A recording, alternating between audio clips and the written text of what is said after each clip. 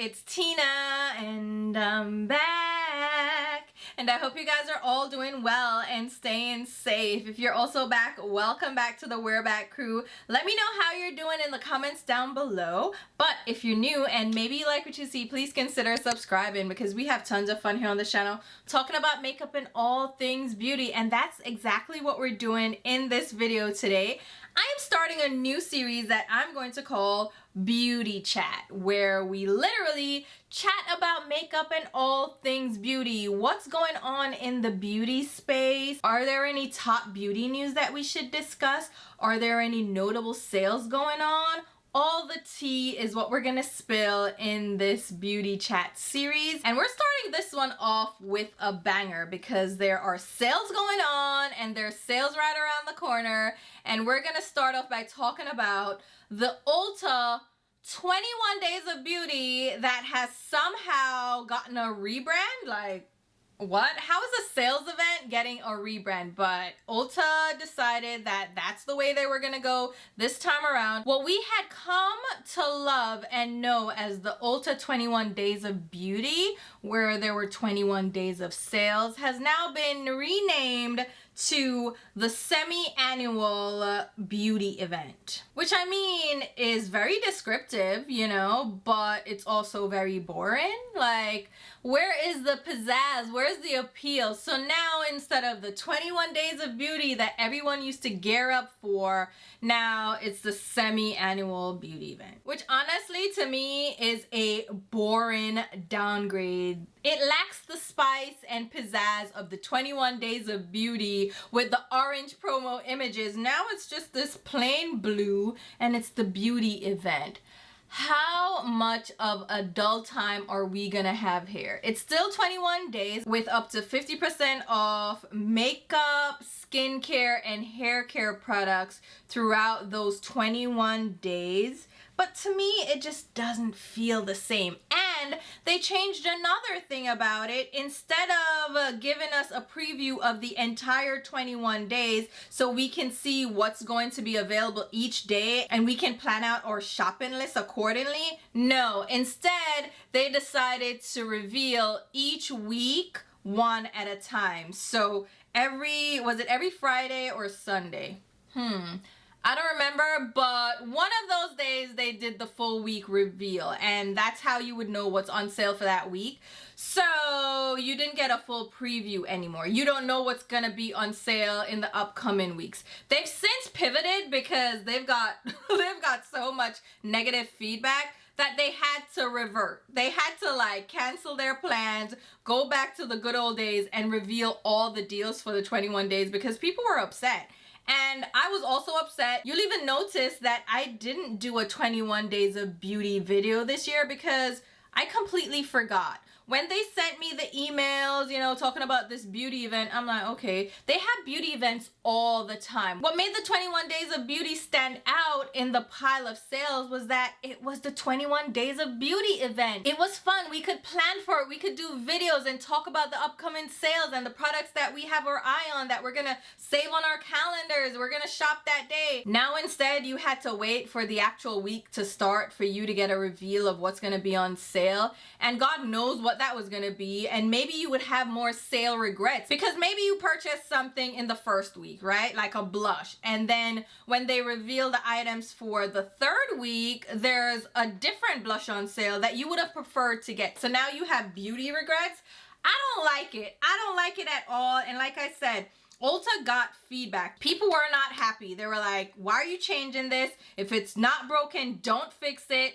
Why did you switch to this weekly reveal instead? It just didn't make any sense. Like, why would they do that? I don't even understand from a business perspective what the pros would be, apart from you forcing people to buy things each week without knowing what they can get next week. But then you're also turning people off because if I have to check back, I'm probably not going to. If I see everything unveiled all at once, then I can plan accordingly. If I see something that I know I want to pick up in the third week, then I can add that and save it to my calendar and keep my eye open for that deal. But if I have to check back each week to see, then I'm not even gonna be bothered. I am too busy. Life is too complicated as it is. We have a lot going on.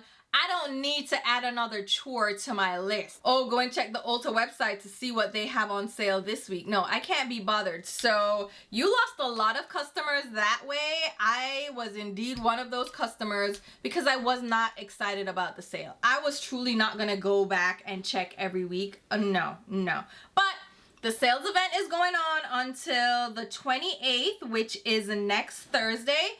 So if you were interested in picking anything up, you can go on their website and check it out. Like I said, I didn't do a video talking about the sale because I honestly was bored by it and I didn't care, and I wasn't gonna do a weekly video. Now you can see everything that's available, and there's still some great products on sale, you know. Like I said, makeup, beauty items, there's some fragrances available as well, skincare, beauty tools, hair dryers, flat irons, the whole shebang. But again, I was so turned off. But to recover from that, we do have the upcoming Sephora sale. So this time around, the Sephora sale starts on April 5th and runs through April 15th. So we have 10 days to shop. And as usual, the Sephora collection is on sale for 30% off for the full duration of the sale. Rouge gets 20% off, and their access starts on the first day and runs through the last day. VIBs get 15% off, and the sale starts on the 9th for them and runs through the end of the sale. Insiders, which anyone can join and be a beauty insider right away, gets 10% off. And they also start their sale on the 9th and runs through the 15th. You know what's interesting though? VIB doesn't get a gap where it's just them shopping. Even if it's for a day or two, they are lumped in with the insiders, which I feel is a missed opportunity for Sephora. So the only real tear where you'll see a great benefit is to be VIB Rouge, because you get 20% off, you shop the full duration of the sale, you have the potential to grab one of those $100 reward gift cards on those reward days, Tuesdays and Thursdays. But you have to spend $1,000 in a calendar year to attain that status and to maintain it. And it's easy for me to hit because I overspend at Sephora. And to be fair, prices are expensive at Sephora, so you can hit it pretty quickly. But I mean, that's still a lot of money for an average consumer to spend just to get access to that sales event. So it's like, because 15% off is not that great. 10% off, not that great. You're only saving tax at that point. So Sephora doesn't have the best sale, and I always lament over that every year and every sales period. But that doesn't matter. We still shop the sale. We still have a good time. So it's coming up, and I might or might not do a video for that sales event. I will be traveling April 1st to the 5th for the Creators and Friends trip to New Orleans. It's gonna be a good time. I'm going to be hanging with a ton of creators, and we're just gonna have a fun time. We're gonna meet with different brand owners, get some goodie bags, and probably even do some collab content for you guys.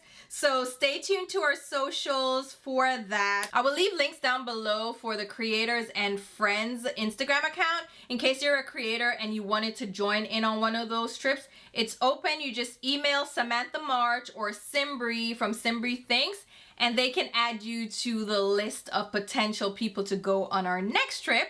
That is gonna be coming up soon as well, so stay tuned. But I will be in New Orleans right before the trip, and I don't know how much I'm going to film before that. So we'll see, but let me know if you're excited about the sale. It is coming up.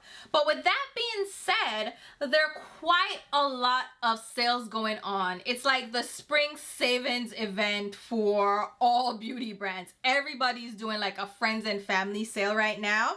And I wanted to mention a couple. So we have Makeup Forever is having a sale, 25% off. So if you were thinking about picking something up from Makeup Forever during the Sephora sale, you can get a better discount directly from Makeup Forever now, 25% off, plus you get free shipping, so there's no shipping minimum. I actually went ahead and grabbed the Hydra Glow foundation from the website for that 25% off. They also have their mascaras, their all-in-one face palettes, their other HD foundation, lip products, concealers, the works. So definitely check them out in case you're interested.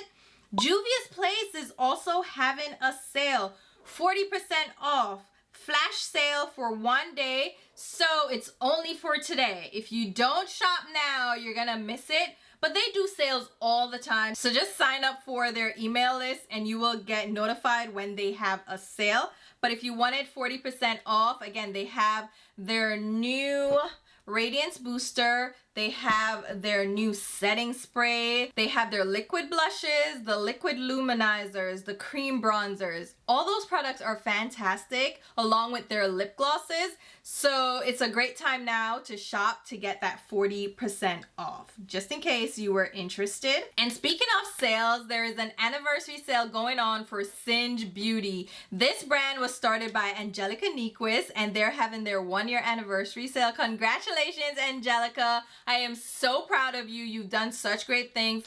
The brushes are stunning. Some of these were sent to me and some of them I purchased duplicates of because I fell in love with these brushes. So if you wanted to check out any of the brushes from Singe Beauty, they're having 20% off now until Monday the 25th. You can get 20% off using code 1 year. So I will link them down below. Again, congrats, Angelica. She made it to 1 year. I'm so proud of her and I can't wait to see what else this brand has in store. But you can save 20% off in case you were interested. Now is the time to do it, even though I think the price point for these brushes is already really well done for an indie brand and also for such high quality products. So definitely check out Singe Beauty. And then another sale that I wanted to mention is Odin's Eye. So they reached out to me and let me know that they're having their mystery box event starting next Friday. So that is going to be March 29th and it runs until April 1st. So that Monday. So it's a weekend sale. You can get their mystery boxes. You have the smaller boxes that are $45 and you get $90 worth of product, or you can get the larger box, which is $75 and you get $170 worth of product. Now remember, it's a mystery box event, which means that products are randomly combined into your boxes to give you that value amount, and you cannot select or specify products in that box, which is one of the drawbacks, right? If you shop Odin's Eye a lot, then you may end up with duplicates in those boxes that you already have in your collection. Or if you buy multiple boxes, you can also run into that issue. But you can look at the bright side and gift it to a friend if you end up with that duplicate. But that is just one thing you have to keep in mind. And again, it's going to be a random assortment. Products that are not included are the new Diversa collection. So that's the Spring Dragon palette and lip collection, Mighty Monster palette and lip collection, and my own collaboration, the Earthwood palette and the Earthwood lip collection. However, sneaky, you have a chance to get the original Hummingbird palette. I know. I was so excited when I heard that. So if you ever missed out on the original Hummingbird palette, which I know quite a few of you have, and you were kind of upset, now you have a chance to get this in a mystery box. Again though, it's just a chance. There's no guarantee that you will get this in your box. I know Angelica also mentioned that her Gila palette, there are limited quantities available that will be randomly added to mystery boxes. So you could get my palette or her palette. There's only a limited amount available though. There's no guarantee that you'll get it.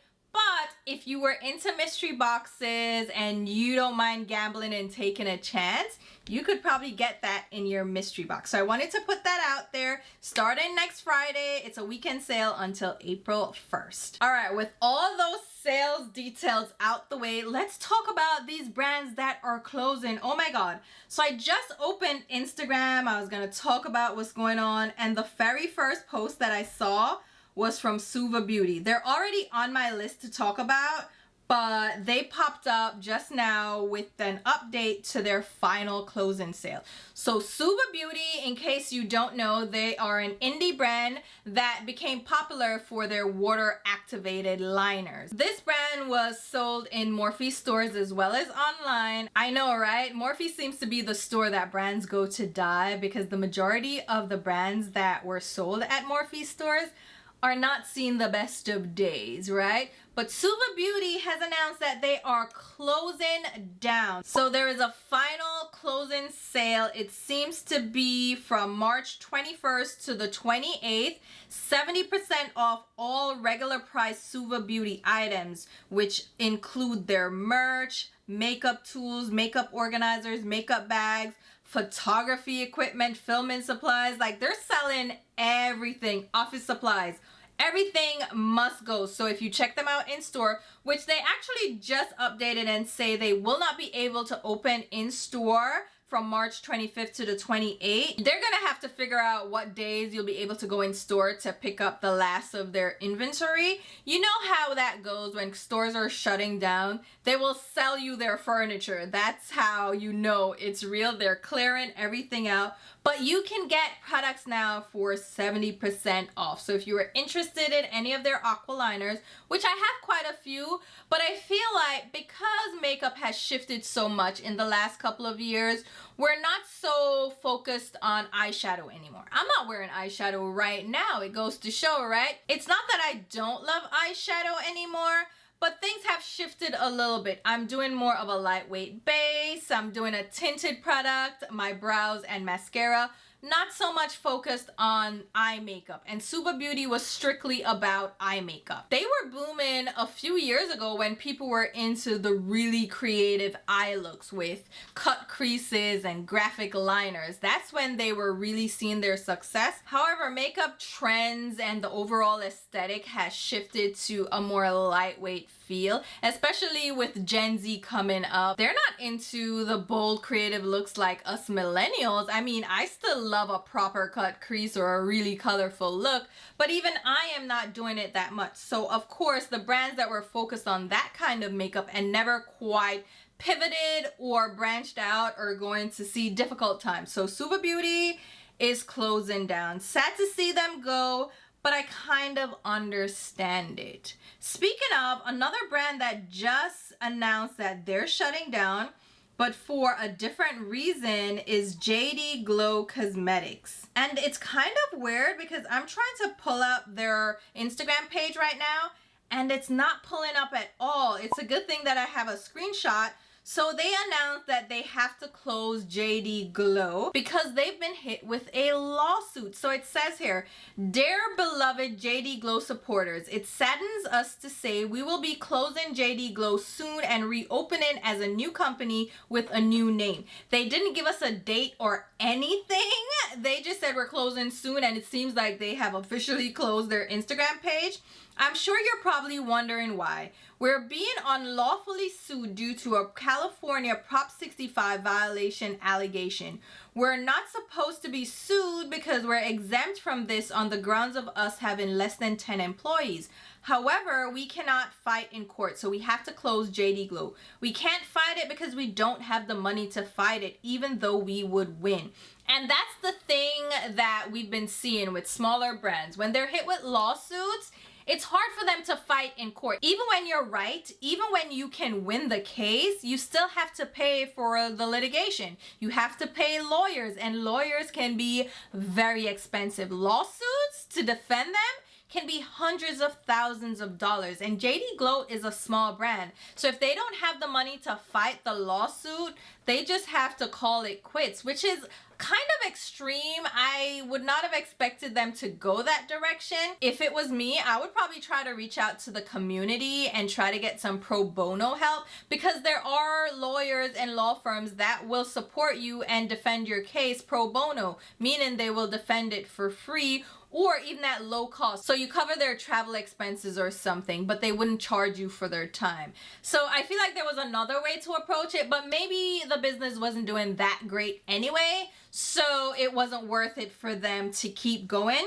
But it says they're closing JD Glow down and opening under a new name. There are no dates associated with that statement. There's really not much info available, which is weird, right? They say here, there's so many layers to this. We're reopening as a new company, but I'm not certain as to how long we will remain open as our new name due to a significant decrease in sales. I'm pretty sure you all have so many questions. Please ask them below and we'll answer them here. And they added a note that says, if you don't show up for court, the other party automatically wins via default judgment. And they're located in Louisiana and the court hearing is in California. So they can't go to California, it seems, because they don't have the money to support that defense. So it's sad to see them go. And California is a tricky state to navigate. If you sell products in California, even if you ship them from another state, you have to adhere to their rules and regulations. And they have requirements there that aren't the same across other states. They have, for instance, RoHS regulations, which are hazardous substances that other states don't have as a requirement. There's also TSCA, which is another toxic substances proposition that companies have to adhere to if they sell products in California, which if you sell products in the US, then automatically you sell to California and this regulation will affect you. So Proposition 65 requires California to publish a list of chemicals known to cause cancer, birth defects, and other reproductive harm, and you have to put a label on your products if you have any of these ingredients included. And the ingredients are kind of all over the place, all right? So it's almost the safest bet to just label your product with the warning without even digging too deep into it, because more than likely you're on that list of substances. There's kind of no getting around it because there's so many substances that can contribute to cancer or birth defects or reproductive issues. And you might have encountered that label on your furniture and you're wondering, what the heck is this about? It's just making sure that that warning label is there telling you that they are meeting the Proposition 65 requirements for California because they sell to California. It doesn't mean that it's a cancer-causing product at all, right? It's just blanket across the board. Most brands and companies are just covering their ass so they don't end up in these lawsuits. JD Glow is saying that they're exempt because they only have 10 employees. But again, you know, they can't fight the litigation, so they're just closing down.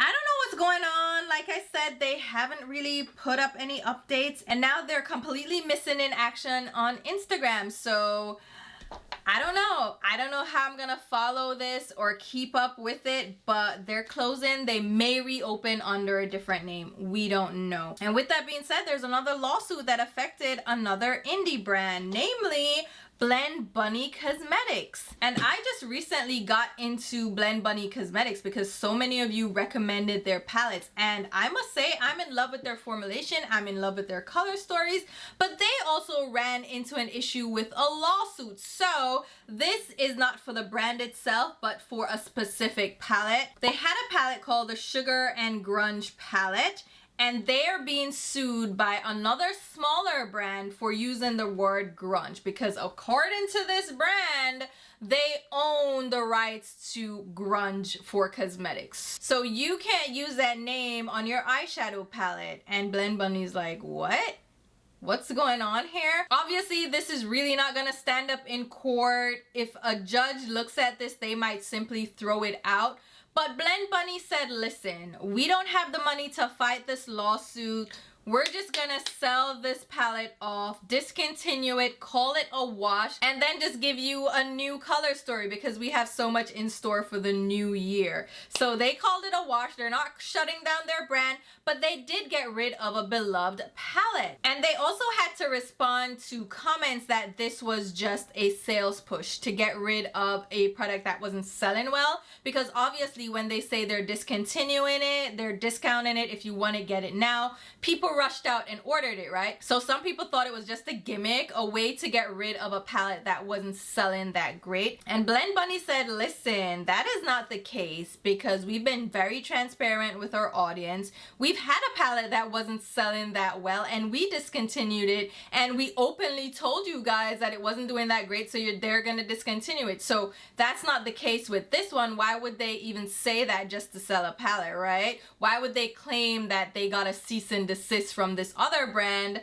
Of course they can't disclose the brand because of legal ramifications, but it wasn't a gimmick. They're really getting rid of this palette because of this lawsuit. They're not gonna fight in court because it's expensive. Even if they're right, even if they'd win the case, it's still money down the drain trying to defend themselves. So they decided to just cut their losses, discount the palette, sell all the remaining stock, and do away with it. And I don't think that's a bad way to go.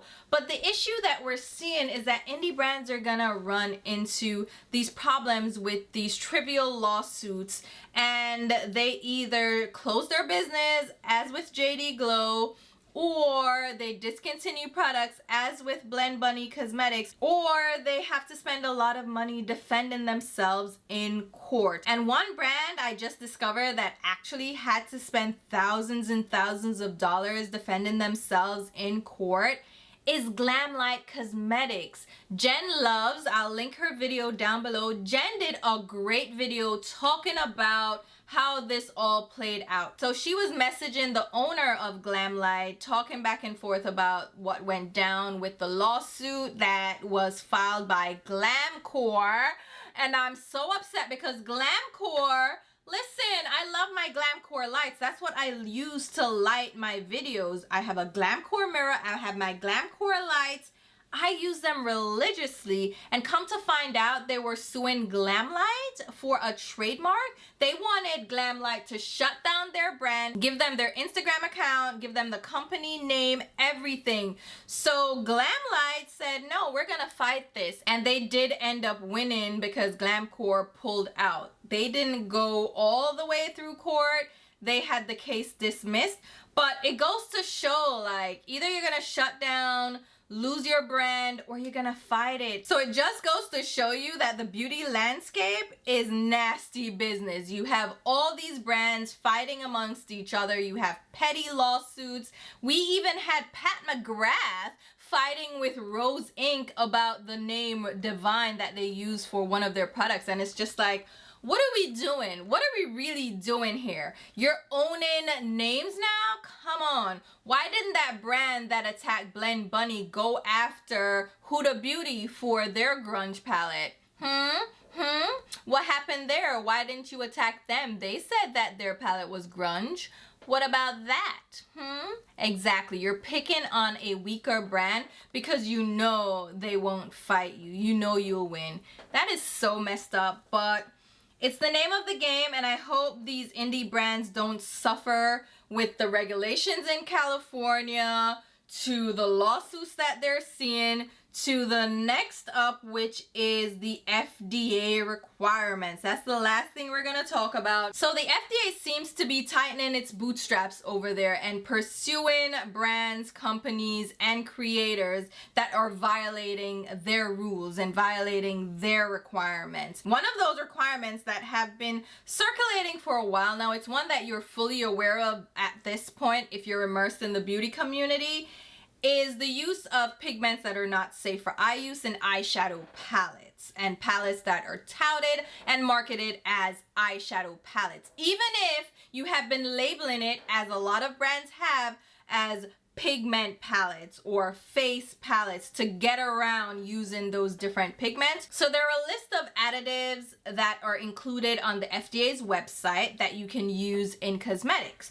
Some of those are regulated to eye use, some are general use, excluding the eye area, some are just for lips, some are for hair, and so on.